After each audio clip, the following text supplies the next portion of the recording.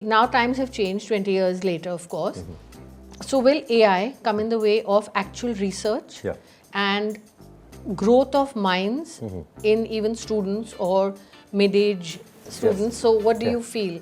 No, this is it's a fundamental question, you know, and it's such an important question because everything is changing. It's changing, and we're living in a different world. Correct. So you've done all this great goodwill of doing everything and setting it up, and now comes this new thing called AI and ChatGPT, and everybody wanting to do this cut-paste method of work. Yes. So no. I mean, it's a broad topic, but let me just crystallize. But it's quite important for. It's absolutely.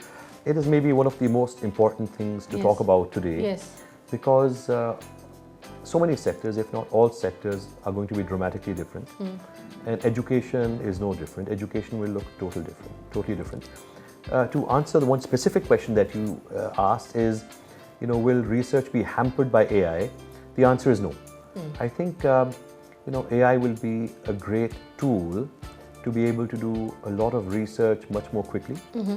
There will be research in areas of AI, how we can implement, you know, AI in different areas of research and get results much faster. We can leverage, you know, manpower in a much more efficient way.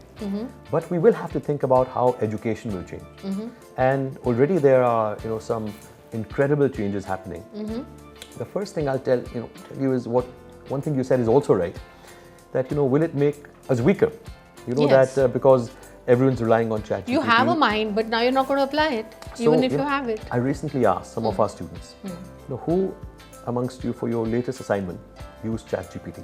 100 students in the room, all bright students, and they all raised their hand. Every one of them had used ChatGPT. And then I asked, how many of you feel you learned less because you used ChatGPT? And all hands went up. They said, we acknowledge, maybe we would have learned more.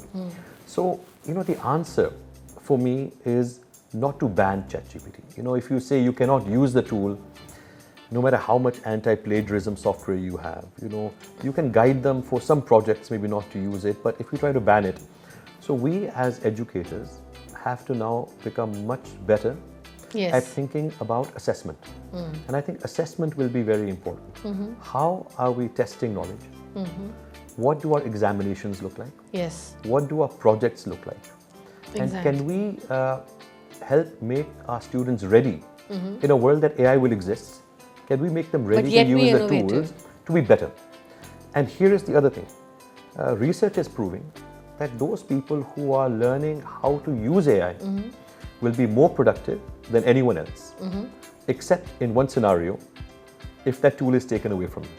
So if you learn to use that crutch, you better have that crutch in the future, because it can be a great tool. You know, you will definitely be a more productive worker if you know how to use the tools. But then that tool should be pervasive and available. Otherwise, without it, like that student in the US, without a calculator, they couldn't get to that 60.